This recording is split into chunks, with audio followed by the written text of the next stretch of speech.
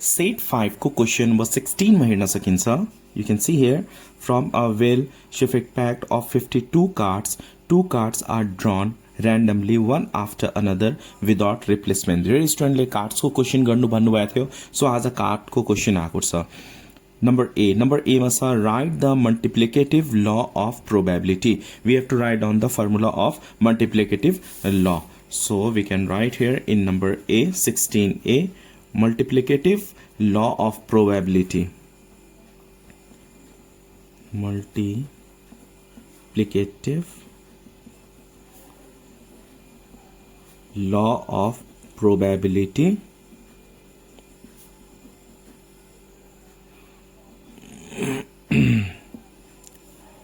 Probability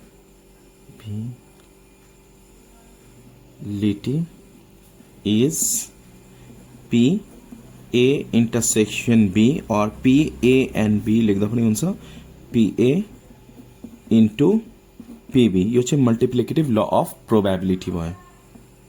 Okay, clear? Now look at question number B.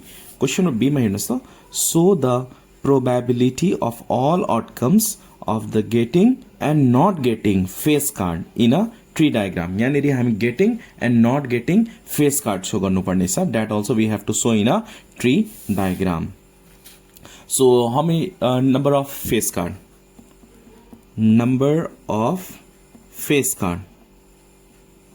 कतिवटा face card हुन्छ? 12 हुन्छ हैन? Face card.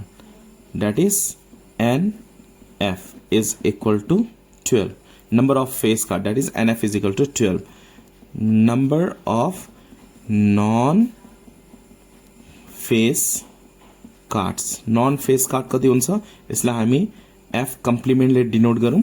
फेस कार्ड लाई F ले र नन फेस कार्ड लाई F complement लाई is equal to total cards कति हुन्छ? 52.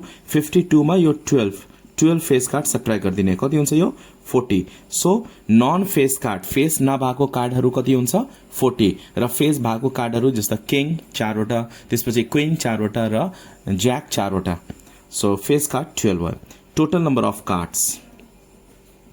Total number of cards that is NS. Total number of cards is equal to 52. हामीले के शो गर्नुपर्ने? Getting and not getting face card. यहाँ हेर्नुस् त क्वेशन नम्बर B मा. So the probability of all possible outcomes of getting and not getting face card in a tree diagram. Getting and not getting face card in a tree diagram. Tree diagram हामीले यहाँनिर बनाउनु पर्ने भयो. So let's draw the tree diagram. So how many face card? 12 face card. So 12F लेख्ने. Non face card कति हुन्छ? 40. So 40 non face card लेख्ने. Okay. अब डेकबाट तो प्याकेटबाट एउटा कार्ड नहेरिकन निकाल्दाखेरि कि फेस कार्ड आउन सक्छ कि नन फेस कार्ड आउन सक्छ. फिक्स हुँदैन नि. एउटा नहेरिकन एउटा डेकबाट एउटा कार्ड निकाल्दाखेरि तो प्याकेटबाट एउटा कार्ड निकाल्दाखेरि कि फेस कार्ड आउन सक्छ कि नन फेस कार्ड आउन सक्छ. हो कि हैन? अब फेस कार्ड आउने सम्भावना कति? What is the probability of getting face card? Face card कति छ? 12. 12 by total. Total भनेको 52. बुझ्नुभयो होला? नन फेस कार्ड आउने प्रोबेबिलिटी कति? कति सम्भावना छ नन फेस? अब नन फेस को नम्बर कति छ? 40 वटा कार्ड्स हुन्छ. So 40 by total. टोटल भनेको 52. तल चाहिँ टोटल हुन्छ. Okay, clear? अब नेक्स्ट मा फर्स्ट मा के भयो? 12 by 52, 40 by 52. अब यो तलको हेर्नुस्. अब सुरुको फर्स्ट कार्ड फेस आएको छ भने नेक्स्ट कार्ड निकाल्दाखेरि कि फेस कार्ड आउन सक्छ कि नन फेस आउन सक्छ कि फेस कार्ड फेरि आउन सक्छ कि नन फेस आउन सक्छ. सुरुको फेस कार्ड भए नेक्स्टमा निकाल्दाखेरि कि फेस कार्ड आउन सक्छ. अब फेस कार्ड कतिवटा छ त्यहाँनिर? एउटा त आइसक्यो. कतिवटा फेस कार्ड छ? 11 वटा छ. 11 एउटा फेस कार्ड त आइसकेको छ. So 11 by total. टोटल भनेको 51. हामीसँग एउटा फेस कार्ड मात्र आएको छ. अब नन फेस आउने प्रोबेबिलिटी कति? नन फेस आएको छैन नि. यो अर्कै कन्डिसन हो तलको. फेस कार्ड आयो सुरुमा, नन फेस आएको छैन. नन फेस भनेको 40 नै छ. त्यही भएर 40 बाई टोटल सब्ट्र्याक्ट हुन्छ है. टोटल चाहिँ डिक्रिज हुन्छ. एउटा फेस कार्ड आइसकेपछि टोटल के हुन्छ? 51 कार्ड. सो 51. अब अर्को कन्डिसन. सुरुको नन फेस छ भने, नन फेस कार्ड आएको छ भने नेक्स्ट टाइम निकाल्दाखेरि कि फेस कार्ड आउन सक्छ कि नन फेस कार्ड आउन सक्छ. नन फेसलाई कम्प्लिमेन्ट भन्ने अब फेस कार्ड आउने प्रोबेबिलिटी कति सुरुमा नन फेस आएको छ भनेको फेस कार्ड सेम नै सेम 12 नै छ सो 12 बाई यो माथिको कन्डिसन नहेर्ने माथिको तलको अर्कै हो अब 51 किन नन फेस कार्ड एउटा आएको छ भन्ने 51 हुन्छ एउटा कार्ड डिक्रिज भयो अब नन फेस कार्ड एउटा नन फेस आइसकेको छ भनेपछि नन फेस कार्ड कतिवटा छ बाँकी अब त्यो प्याकेटमा त्यो डेकमा 39 so we can write it 39 by total भनेको 51 now we have to write down outcomes here outcomes के आउन सक्छ कि दुईटै फेस आउन सक्छ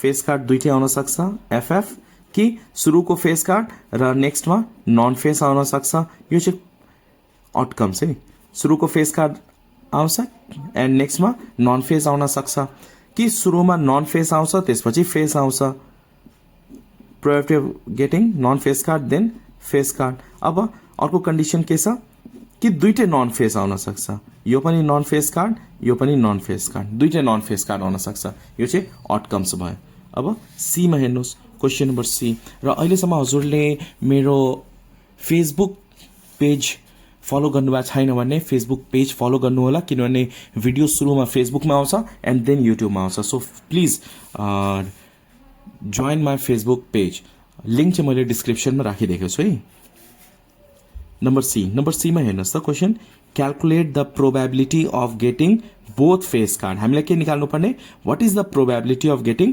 बोथ फेस कार्ड पीएफएफ निकाल्नु पर्ने छ बोथ फेस कार्ड निकाल्नु पर्ने छ so probability of getting both face card सुरुको पनि face and next also face card so P1F yes into P2F probability of getting first face card probability of getting second face card P1 P2 first probability second probability first मा पनि face card second मा पनि face card अब first probability of getting first face card यहाँ भयो हेर्नुस् PFF यो हेर्ने अब सुरुमा के छ probability what is the probability of getting first face card 12 by 52 so we can write 12 by 52 into second face card फेरि face card यहाँ छ FF what is the probability of getting face card again next time 11 by 51 so 11 by 51 अब यसलाई हामी के गर्नु पर्ने calculate गर्नु पर्ने रिड्युस गर्नु पर्ने हुन्छ जस्तो कि 2 ले गर्दा 4 ले गरौँ है 4 3 जा 12 भयो यो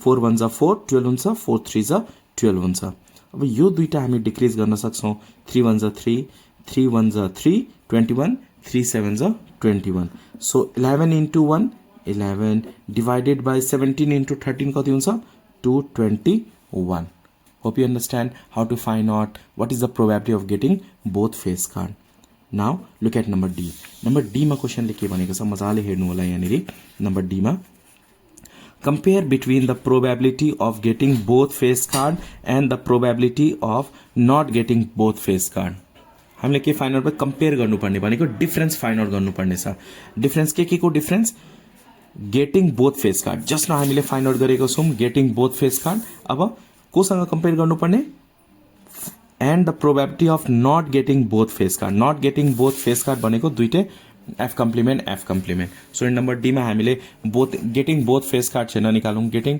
नन बोथ फेस कार्ड निकाल्ने अनि दुईटैको डिफरेन्स फाइन्ड आउट गर्ने so what is the probability of getting non face card सुरुको पनि नन फेस र सेकेन्डमा पनि नन फेस सो पी सुरुको नन फेस कार्ड इन्टु सेकेन्डमा पनि P2F कम्प्लिमेन्ट सेकेन्डमा पनि non face card so what is the probability of getting non face card के छ 40 by 52 so 40 divided by 52 into सेकेन्डमा पनि गेटिङ नन फेस कार्ड कति छ 39 by 51 so 39 by 51 let's calculate this one now 4 10 जा 40 यसलाई 4 1 जा 4 4 3 जा 12 अब हामी यो दुईटा डिक्रिज गर्न सक्छौं 3 ले 3 1 जा 3 3 3 जा 9 and here 3 1 जा 3 3 7 जा 21 यति आयो अब चाहिँ रिड्युस हुँदैन so 13 into 10 130 divided by 13 into 70 221 so 221 अब हामी डिफरेन्स फाइन्ड आउट गरौँ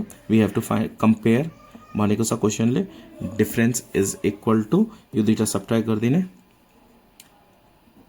probability of getting non-face card minus probability of getting both face card sorry complement होइन both face card Okay, so what is the probability of getting non-face card, both non-face card? 130 divided by 221 minus getting face card कति छ 11 by 221 taking LCM, so 221 and here 130 minus 11 दुईटा subtract गरिदिने, we can get here 119 by 221 यो reduce गर्न सकिदैन. Now you have to write in language here. So getting both face card is less than by this. Okay, so कुन चाहिँ less छ यहाँनिर face card less छ, so we have to write in language. At last conclusion चाहिँ language मा लेख्नु होला है.